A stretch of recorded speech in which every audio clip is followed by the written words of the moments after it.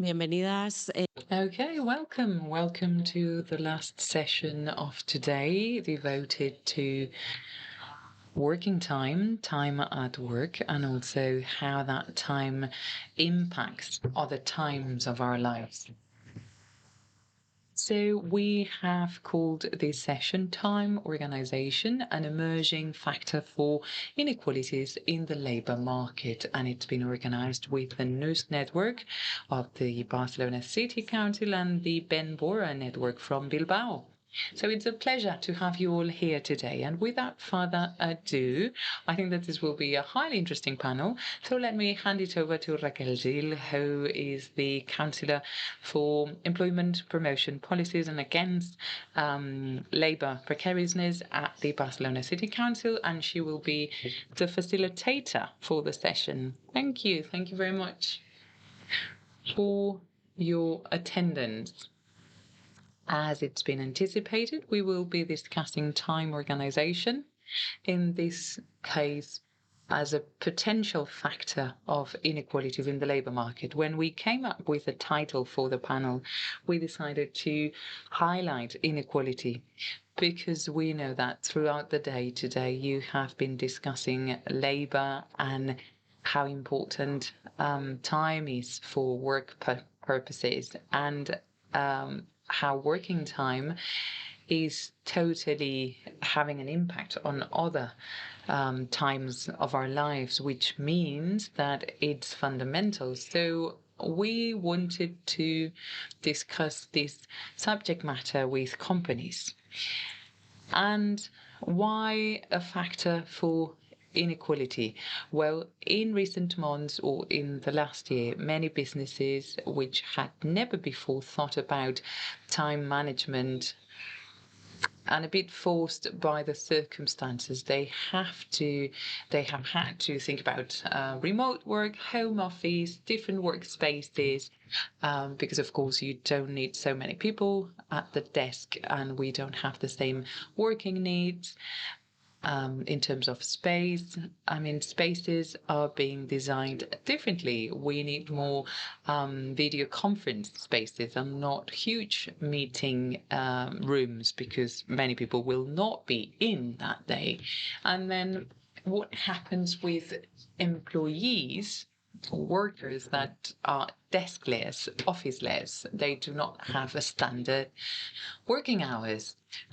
So over the pandemic, we have all celebrated the work of what we came to call essential first line or frontline workers, health workers, but also caregivers at home, those people working in shops, grocery stores, chemists. They could not do homework, home office. So we wanted to know how companies had managed time uses.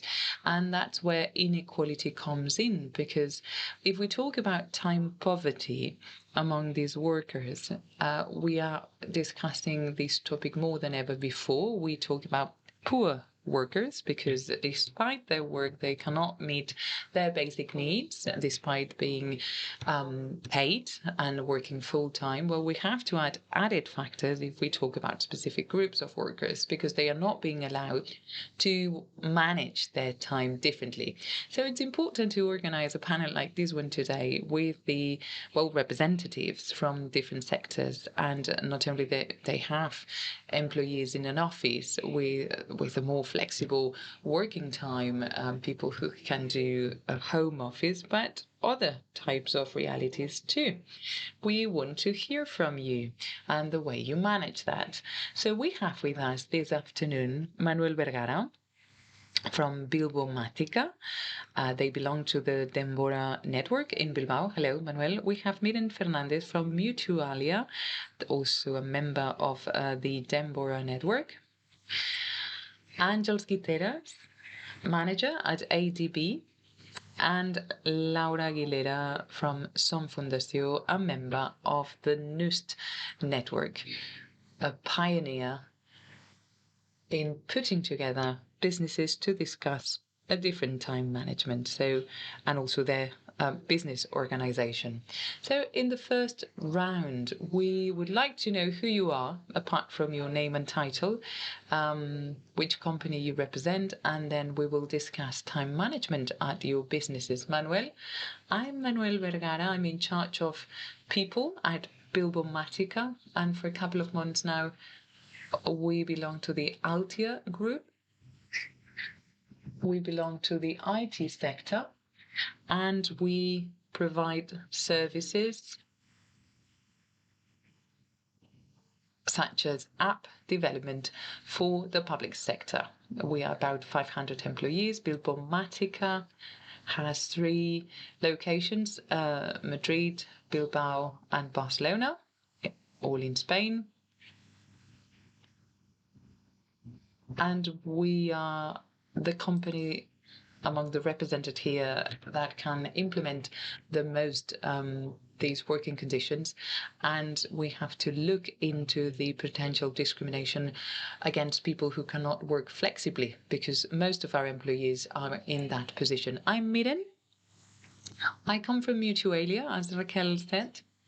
I'm the People's Development Manager. We are a mutuality that work with the Social Security scheme. We are about 700 employees in the Basque Country with 18 workstations, and it's 65 to 70% of the employees that work for hospitals and primary care centers, and 30 to 35% work in back-end positions, administration, and with more stable working hours. And the other 65 to 70%, varied working times, covering 365 days a year and 24/7. I'm Angeles Guiteras. I'm here representing ABD Group. We are an association and foundation, a non-profit one, in the third sector, in the social and health sector. Let me start by saying that we provided services to nearly 150,000 people with different names and surnames, and that's our mission, to take care of people who are in need or have difficulties in different areas, drug use, poverty, inclusion, old age, disability, mental health. So it's this perspective on the person from the beginning of life to old age. That's our target. And we work for the public administration. We are service provider. We also provide services privately, and we have nearly 2,000 employees, most of them women. We basically work face to face, but there's a group of about 500 volunteers, and also we get the contribution from other social players that help us move ahead with our mission. Laura. I'm Laura Aguilera. I'm in charge of employees at Som Fundació. Som Fundació is a private organization that provides a public service, which is legal representation support. So we support people with disability, with intellectual disability, in their decision making. All of them are of age, they are grown-ups, and we do that throughout their lives. 60 to 65%, just like Mirin said. Well, we have quite a complex situation, because 65% of the employees have a social background, and they do direct work, that is face-to-face work, frontline workers, social educators, integrators, mediators, and they need to be there in person on a daily basis. I mean, people do not come to our center. We are the ones that go to them. We work regionally, so it's not only taking care of people when people have emergencies and unplanned elements, but sometimes there are road accidents or a train that doesn't work. So we have to manage absolutely everything. And the other 30%, have an office work. So they basically work in our offices. But we want all professionals to be in touch with our clients and to have a direct interaction with our clients, with people with intellectual disability. Okay, so let's start with Manuel, because they have a higher percentage of people able to do home office, to work from home. So how are you going about it? I'm sure it's interesting. Well, how do we try to go about it? We have 85% of the employees. I mean, during the pandemic, we realized that we could perfectly do home office, and we adapted our operation to the regulation, and we tried to offer the maximum flexibility to our employees, and apparently it's working quite well. But it's also true that there's a percentage of people in our company that, due to organizational matters or service characteristics, because they provide a service internally or to our customers, we work with a public sector, as I said, well, they need to work face to face, in person. And of course, we have such an imbalance. There are some people who want to work face to face, so that's fine for them. But of course, well, it's a higher percentage that work from home. So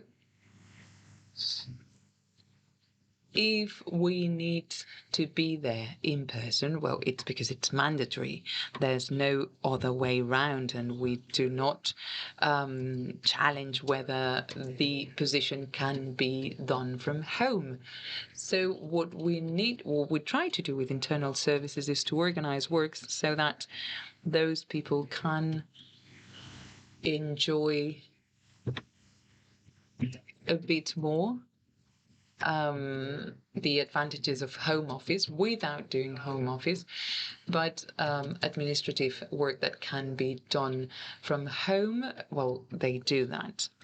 And with that, they have the impression that they are taking part in the home office scheme. And another complicated part is when we have to provide a service to a customer, and due to the nature of the service, it has to be delivered in person. So what do we do? Well, very often, I mean, most of the services can be provided remotely. We proved it during the pandemic, so it's always, we can always challenge the face-to-face requirements. So we try to discuss it with the customer, which is difficult, but of course, our sector, the IT industry,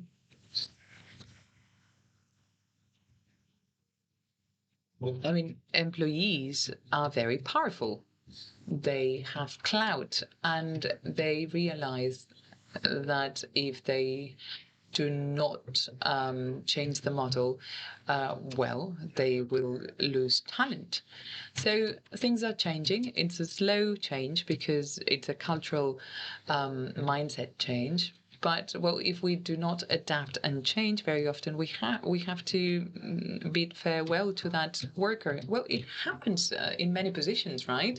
Time has become a key value. So which is the room for flexibility in this position? Otherwise, I'm not interested. And today you can perfectly choose. And you say that you are implementing home office. Which is the percentage? Do they have to come in one day a week, or how do you do it? Since the pandemic, I mean, the pandemic was sheer chaos. We didn't really know how to react to that.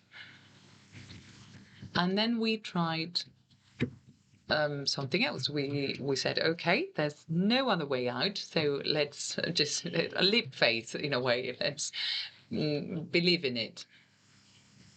And I mean, I've had meetings with my children behind, trying to prepare breakfast, and well, we thought it would work, and it worked.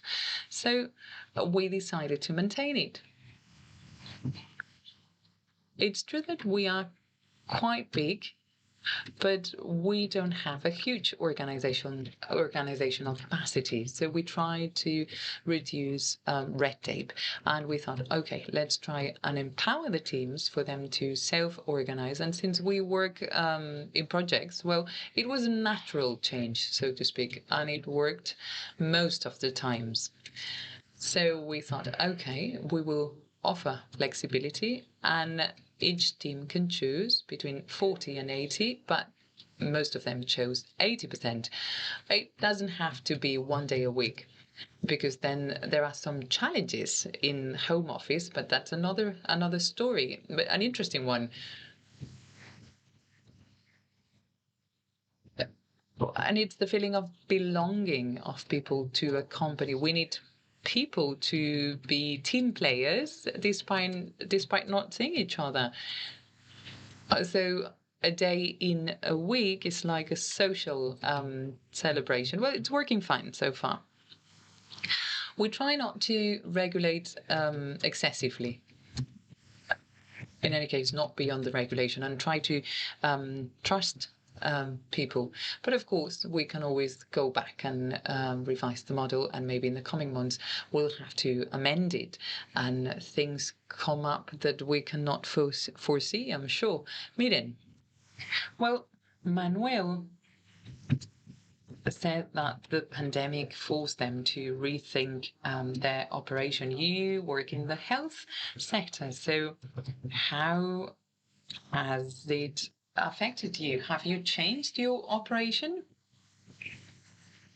So we came from a fully face-to-face service model, always 24/7, and we had copied a model from the public Basque administration. And in terms of equality and work-life balance policies, instead of reducing working times, well, we could maintain remuneration, and both men and women could be doing home office without being paid less and avoiding the pay gap. But then the pandemic broke out, and of course, we are not a COVID hospital. But the whole administration side of things, as Manuel said, it was shambles. Everyone was sent back home. We were very agile. We had teams and infrastructure. And in terms of financial services, we had to take on everything, the downsizing schemes, freelancers benefits. I mean, there was no time use back at the time. It was against everything. Nevertheless, the healthcare side benefited from that, because we decided to manage some health services on demand. So there was a screening process. We were giving the appointment, and we started starting telemedicine, remote services, and we realized that there were tasks and activities that could be flexible as well. Of course, the healthcare sector went back to face-to-face mode much before the other part of the company, but we improved projects, and we started reusing spaces in a very flexible manner. So up to this month, in terms of the administration, we've been in a kind of limbo. There was no regulation because we had this culture of trust and responsibility. So we took for granted that people work wherever they are. What have we done? Well, we have negotiated a framework with our legal representation. It's a very broad one. It looks for a 4-1, 4 days home office and 1 day in. But of course, we need the Social Security Ministry to approve that framework for us. So we are operating according to a mix. So we are not exceeding 30%, but there's self-management in place in quarterly periods, whatever each person needs. And I think that it's an interesting analysis that we're carrying out in the healthcare sector to identify those tasks that can be done with home office, not to make it available to everyone, but taking into account different needs and to have an array of measures and actions that would allow you, depending on the life moment that you're in, to access different schemes and programs and to achieve an egalitarian access to these benefits. This situation has forced businesses to change their mindset, but probably patients have changed their mindset too. So they were used to being in person in hospitals or doing everything in person, but now everyone asks for a medical appointment on the phone, online. So, or do people want to go back to pre-pandemic times? Well, in our case, we are a unique case because we are like, for example, if there's a labor accident, we are the ones validating that accident. And you start with the process and the financial side of things. So you have to take care of the health of that person and the salary. So people keep asking for services, but I don't think people believe now that they can choose their appointments. No, I think that we have all understood that there are healthcare processes that are more efficient without appointments, and we can solve it online with a call, or on your app you will see your medication, and if you have any question, just drop me a line, or you have your MRI available online and I'm referring it to a specialist. So yes, I think that this will open up a lot of flexibility, and that allows the patient to manage their own time differently. Exactly. Angels, what about you? How are you implementing this technology? Which changes have you noticed as of the pandemic? Because you were frontline workers, right, in some of the services that you provide. Well, most of the services, because a lot has been said about healthcare essential services, but social services, most of them have been frontline services too. People taking care of other people.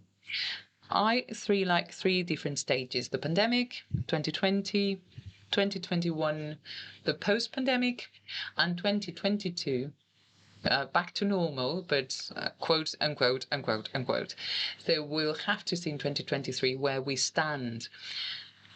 But during the emergency state in March 2020, well, that was a novelty to all of us, unknown, and we were sent back home, but we could not go back home because our services were provided in person. And not only we could not go back home, but in April 2020, we hired over 70 new people, so new hires. We did not dismiss anyone, and we started a hiring process to provide in-person services. Why? Well, because our mission, that's precisely our mission, to take care of people. In some cases, we did do hybrid work, we can call it.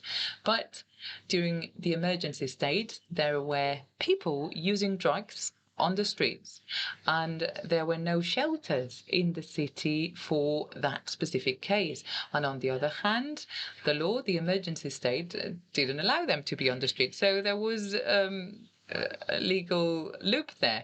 So the City Council of Barcelona provided the services, but also the Provincial Council started a series of services because there were families and women experiencing domestic violence and they needed help. Well, you can picture the scene, the whole family locked down with the abuser.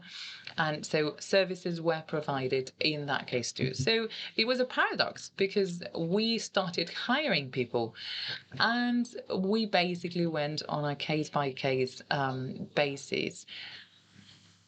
The structure started to work remotely. We were ready to do home office, not the whole structure, because there was a part that due to the mask obligation and the risks, and because we believe that the engine of the organization cannot be at home if 85% of the workers are on the streets, that's not doable. But it's true that part of the structure was doing home office, so we had to provide them with resources, laptops, etc. And then basically we looked into each service separately. For specific services, the administration said, well, you could do this remotely. Now, at this stage, let's implement a contingency plan. And there were other services for which that was decided against, and there was no possibility to work remotely. For example, the energy poverty support centers, well, that was done online, but then in some of these services in 2021 that became much more hybrid. We always had these bubble-like teams. It was important that we were not all of us infected. So we had bubble-like teams, like social circles, and we had shifts to protect our people. And then I think this is interesting because those teams that had to work in person 365 days a year, 24/7. I'm referring to elderly homes, home support. It's a complex service and you have to be there. Well, many of these services, we decided to customize the demand because some people, of course, due to their family situation, could not do that. So we worked on a case-by-case basis intently to try and respond differently with the holiday days that they had available, with the benefits, with the leaves, with the permits. That was in the first stage in 2021, and currently we are back to normal in a way. Está Well, we're managing this because there were certain reservations to go back to in person, to go back face to face. For instance, let me give you an example. Those of us who are working, we sort of professionals, there are not many of them, scarce. So we're carrying out a selection for a psychiatrist. Last week, someone was very interested and knew the job. Everything was okay, but we could not sign a contract because she understood or thought that she was going to work in a center for drug addicts. 3 days online, 2 days in person. And that was her expectation, which she had in her mind. And we are managing this stage as an organization, what the steps we have to take. And this flexibility you mentioned, well, we're still there, dwelling on the idea of flexibility. We're being fairly cautious when it comes to taking certain determinations, because there are differences between cases, but not establishing more inequalities than already exist, not favoring some over others, because others could have. But so we are attempting to be very, very cautious in the same way in the first stage, when the state of alarm was prolonged 1 week after the other, and some of us has structured, pursuant to with the administration, certain contingencies being face-to-face, others working online. We tend to be very, very cautious to avoid having to do sudden changes, which is not easy to implement. And we are seeing how we're doing. I'll tell you more later on, if you like. Right? Laura, because of size, you're the smallest compared to the other ones. Again, this is very interesting, the type of work you do. And how did you get yourself set up then? Well, I'm not going to go into the whole pandemic, which is pretty similar. Before the pandemic, until 2020, until early 2020, we did some teleworking, some. And the only ones who did it were those from the social division. Completely the opposite. You say those are the ones that which have most difficulties. Why? Because if I have a worker that lives in Terrassa, 30 kilometers away, and when he ends his job there, why should he come all the way to Barcelona? Stay at home and finish your job there. That was the concept. To me, more efficiency, if you like. And just before the pandemic hit us, we were looking at the sort of life-work balance. We were studying how we could do this, how we could extend this. And what we always wanted to do was, despite all the differences, the more in-person work in the office of all the workers who have to be face-to-face and outside, or different type of face-to-face work. We've always attempted to ensure, in terms of timetables, ensuring life-work balance, bringing pride of place to it. Not all the same, but all of them should be able to enjoy it, even though the reality is different and it has to be shared out differently. We have a flexible timetable, it's the same for all, but the use that some work and others do is different, because the workers spend more time in the office, can, if you like, decide on their timetable, but those who are outside depend on many other random circumstances. Like, okay, I have to start early today, but tomorrow I can end up late, so I can play around with that. Now, so the question of flexible working was available to everyone. Everyone could apply it with the same flexibility. Each one establishes their timetable. There are certain hours they have to do, but each one sort of marks their entry time. When it comes to teleworking, things are a bit more complicated. And there was one part, as I mentioned before, you need this contact to draw up a team, and we are attending persons, and we must be closer to persons. Attending to a person is via telephone or computer is all very well, but not always. It's not the concept of service which we understand, of the quality which we used to give. So, at the end of the day, we decided that those who carry out most office work should be able to do 1 day a week as they see fit, with a number of hours they wish, not 20 hours obviously, but within the hours that they have to do a day, that they can organize it, set it up as they wish. But the rest does the same amount of hours a week, but organized as how they wish to do throughout the week. Maybe 1 day, 2 days, do a visit close to home, and then tomorrow afternoon, for instance, I'll be in the office. In the afternoon, I'll go home.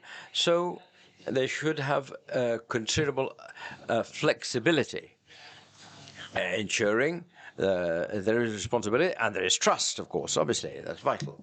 We attempted to find that balance to ensure that everyone can enjoy or avail themselves of similar ministers, or find this balance.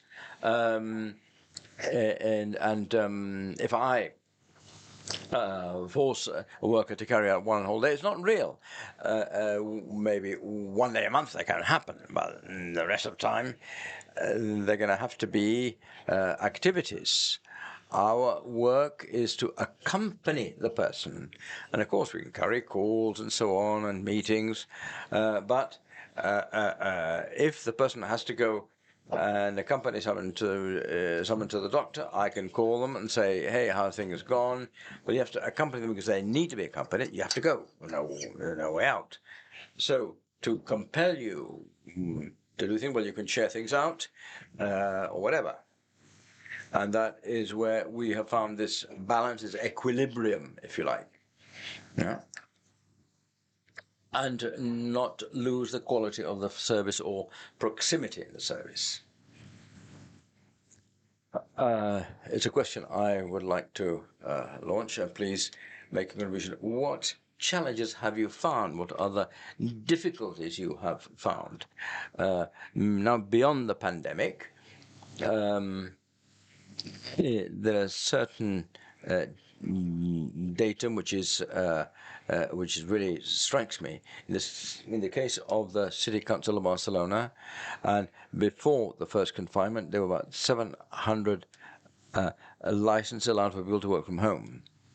And a short time later, there were 10,000 people working from home. That was the Barcelona City Council officials. So massive work for all the IT people. And also that affected many companies. But services can't stop. Service has to be given. You have to be close to citizens. And then suddenly have to do all that from home. It was tough. But once you go back to the normality, in inverted commas, where are you finding the teething problems to set up these models? What are the main challenges? Perhaps you can tell us. Well, the main challenge, there are two challenges, but the main one for us is that many people do not want to go face to face or in person, right?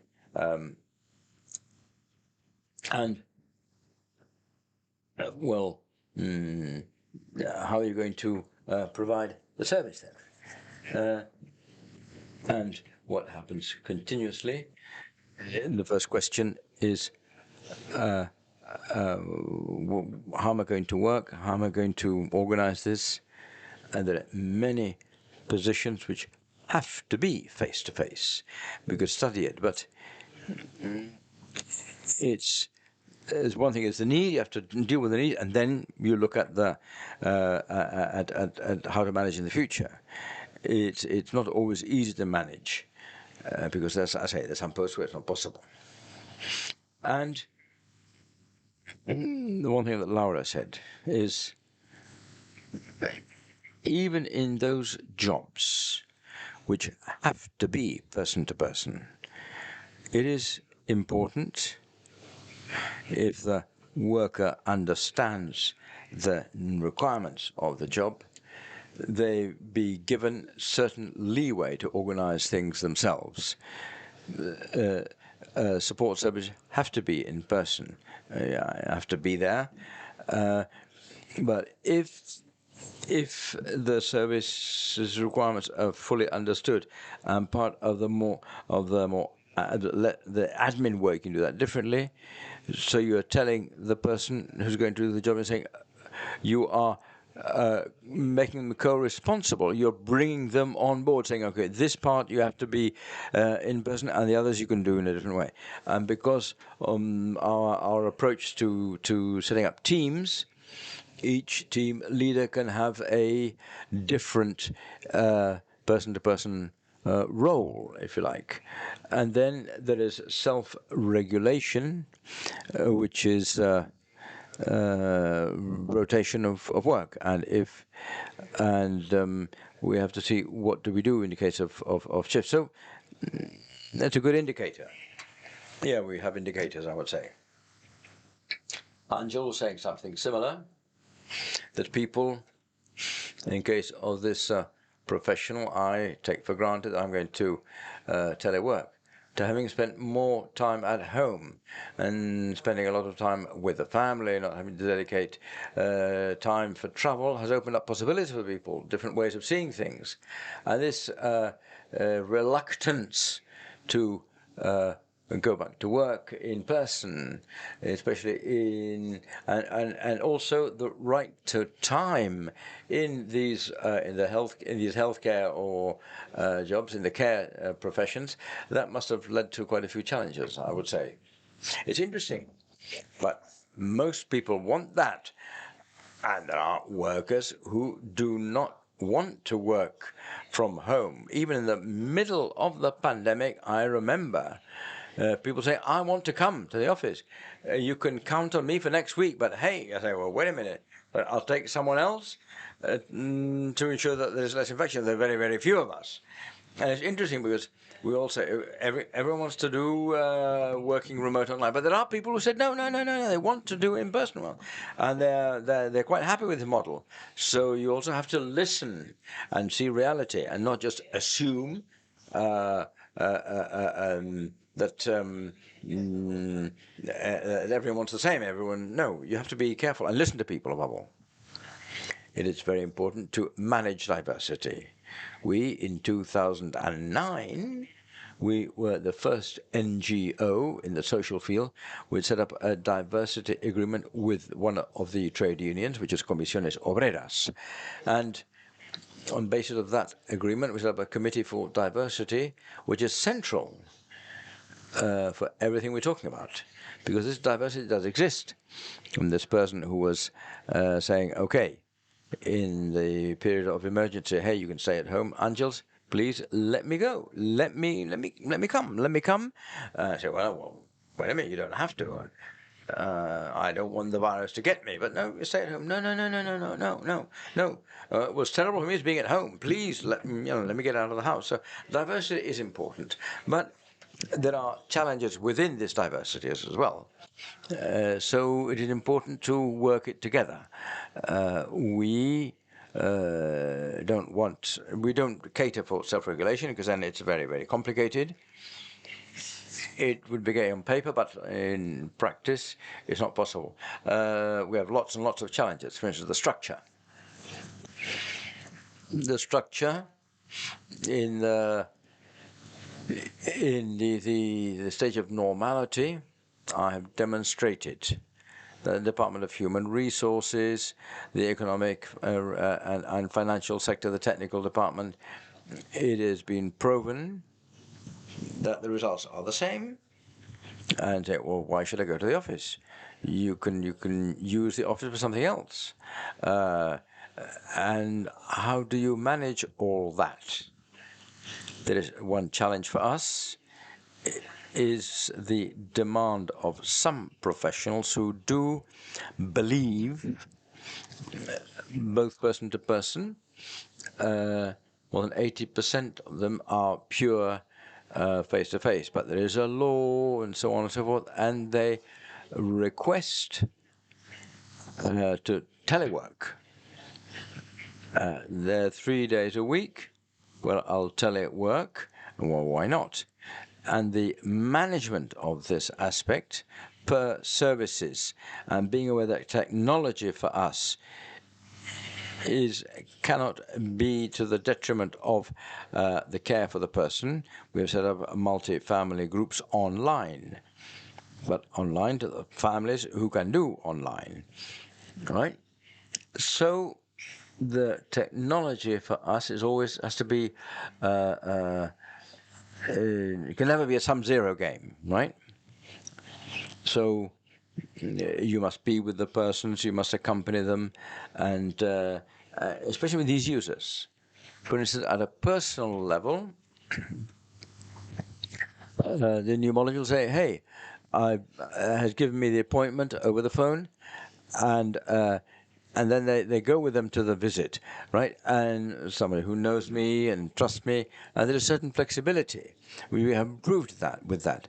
But I know who of our users will accept that or not. So I do think there are several challenges, and you ask me, do you not do telework? Yes, but within the flexibility we have. And above all, there are certain cases, and they're very few, where people, because of if you like, a handicap or whatever, but we do that agreeing service by service, but very much on an ad hoc basis, and always and the people who work outside Spain, there's a flexibility which is considerable. Yeah, you all talking of challenges. We in our organization, one of our challenges is within a framework for all, negotiating specific cases, but seeing the diversity of groups, ages, and situations. There's one key aspect, which is the organizational culture. How are we going to ensure that is maintained and is where there's cohesion? There's another matter, much flexibility, and within a system managing your time. How do we make that compatible with the team, which has to manage knowledge? How do we respect digital disconnection, respecting our lives? And we call these big stumbling blocks, if you like. We came from a situation where we were in lockdown. We trust people, and work has been gone on. But when somebody has to say, let's attempt to put a framework to this, people don't like that. The framework is, hey, I have worked the way I wanted to work, when I worked, and when I needed, and when it was needed. But we say we cannot leave everything up to fortune, right? We do need some rules, some framework, some equilibrium, some balance of mental health, physical health, get to know each other and connect. And that's one of the difficulties we have, because you would say there's certain things which have to be done in person. We'll have to see how we can carry out flexibility for those persons, adapted to specific moments of the working life. But I think there's work has suddenly come into our homes, and my son just started university. He says, what do you want to do? I don't want a job like yours, certainly not. So there you are, all the time, all the time. We're going to get ill. We have we generated this sort of teleworking when you want, how you want. I mean, there are people calling you all the time without any order. So, you do have to manage all that. Well, we do work per teams. We regulate the teams because we have a tradition of working in that way, because the sector works like that. What we did when in lockdown we all had to start working from home, we had a series of teams who were prepared to work in a dispersed fashion because there were people already teleworking. We had a manual of good practices with teams that used to work in a presential fashion. And this did help, and the work worked out perfectly. And they cooperated. So we did have a methodology which helped to ensure that the team be more or less cohesive. But what we don't have and cannot have is a methodology which sets certain rules for teleworking from home. What we cannot do is take the company to your home. Digital disconnection is vital. As after 6 months of the pandemic, we had people who were totally exhausted, and everything was doing fine. Everything was fine. Everything was working, but there were people who were absolutely burnt out, exhausted. And so we remember the 2018 law,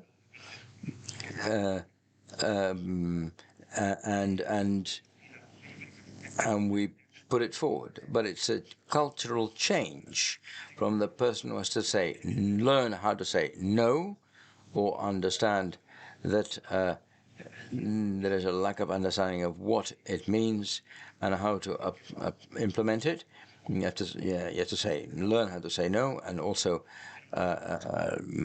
give people certain leeway. So we are in a situation where we shall have to review matters. We have been only a few months with this, but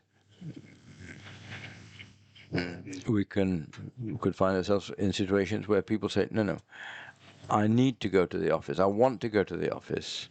We have 75% of people who are in the flexible model, 5% of those 5% want person to person, and the others who have to be person to person because of the nature of their job, right, of the service. But we're not going to reform our premises or anything. We're not going to sort of force people to do teleworking. And yeah, digital disconnection is vital. And what you were saying, the challenges. Work has entered into your home, and not everyone has their home prepared for teleworking. So you assume that everyone has a space, a comfortable space with natural light and with ergonomic chairs and a powerful broadband connection, which will be guaranteed by your company. But hey, wait a minute, let's see what happens when that goes home. Then people say, I am sharing a flat. I don't want to work at home. I want to work in a physical space. So, carrying a bit of a summary, because we're running out of time, and I have a last question. But I think we've touched upon quite a few things. But teleworking, the difficulties, which has been pointed out by me, talking of companies who are compelled to work face to face, because there are people who, you're in the care business, right? And so it's very difficult to do it. But the last quick question for the people who care for people,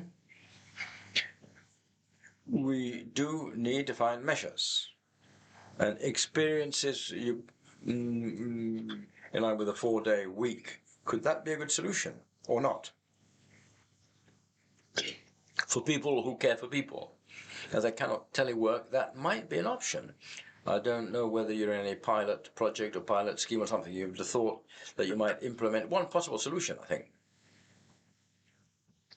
Well, let's see. In my opinion, when it comes to back to the maximum working time, I'm in favor of that. 4 days, go from 37.5, 38, 39 hours, depends on each agreement, to 30 hours. Yeah, absolutely in favor. And then we'll organize ourselves by shifts to ensure that everything is covered based on the needs of the user. And I would also, so in principle, in favor. But maybe there's one person who prefers to change their needs, right? Looking at the personal needs of the professional. But reduction, yes. Let's see. I take the view that whether we like it or not, we're in a world of change. I don't know where we're going towards, but from my viewpoint, it's just not make things worse. Because some are making things worse, but with the best of intentions. Because you don't quite know where we're going to go, or how to go about things. Well, but I said we have to prepare everything, and now we are a bit at sea. From my viewpoint, there will be an increasing demand for teleworking, absolutely, for remote working. And we'll have to make people aware of our mission as we are face to face. That's maybe easier. There's going to be a growing demand because the world is globalized and so on and so forth. There are people who do not like to telework. It's very, very tough for them, but the different situation. They're going to grow. That is today. We must attach higher value to person-to-person meeting. It is undervalued. And so in a sense, online work versus face-to-face or person-to-person. There are social services where our conditions are way below other sectors. But I think to not create inequalities in this sphere, how flexible we are, and to not create a demand which comes from us. And I was giving the example of the psychiatrist. We must attach greater value to person to person, and it should be paid more. That's my view. It should be paid more. It must be. So, what we should be careful. there are public services which are put out to tender, and which will be face-to-face, but one bit should be online. Well, okay, but let's not kid ourselves. How will we manage all that? On whoever is online and who has to do online, let them do. If 5% can be worked in the office with without their kids screaming, but let's not kid ourselves, right? Face-to-face services are that, precisely that, and otherwise we shall be creating an overcost, which wouldn't be very meaningful.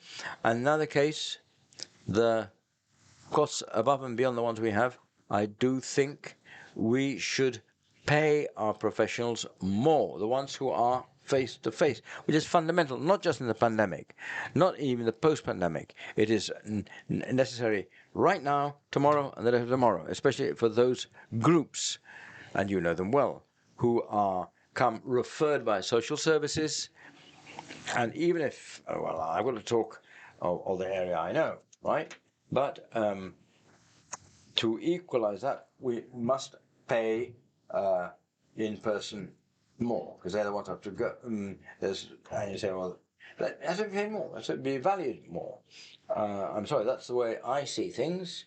In the last few months in Barcelona, we have the Barcelona Agreement on Quality Employment, and the third sector, the other administrations in the city.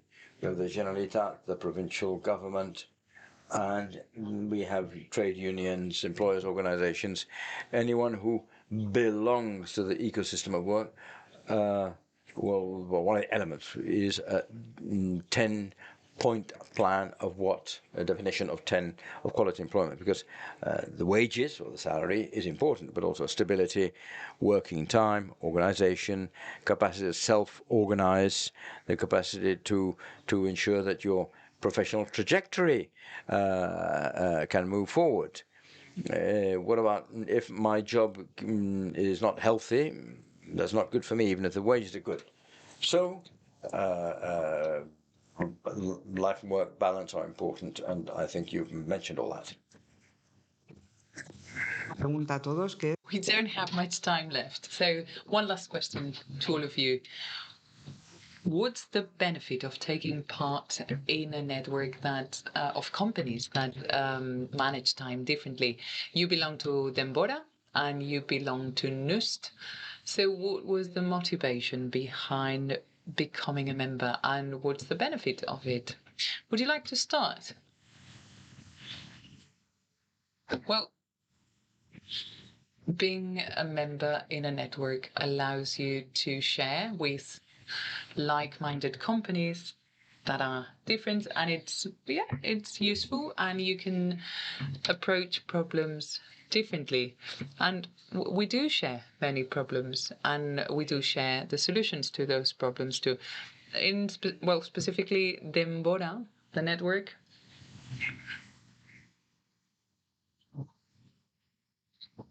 I'm representing here an IT company, but I believe, and this is a personal opinion, I think that we have discovered people not long ago. I think it's a discovery of recent years, because the nature of our companies, of IT companies, were production oriented. But of course, behind production, there are people. And we just started to discover that, to find out about it not long ago. And that helps me bear it in mind constantly. And now it's easier, because if you do not manage people, you will go bust, because people are the main asset in any company. So that's what we get from the network. I think that networks offer exchanges, knowledge. They are like technological antennae. I mentioned them before, so you can hear things, you take away information, you learn, you network, you grow. networking means to teach and learn. That's the way I see it, and to share. And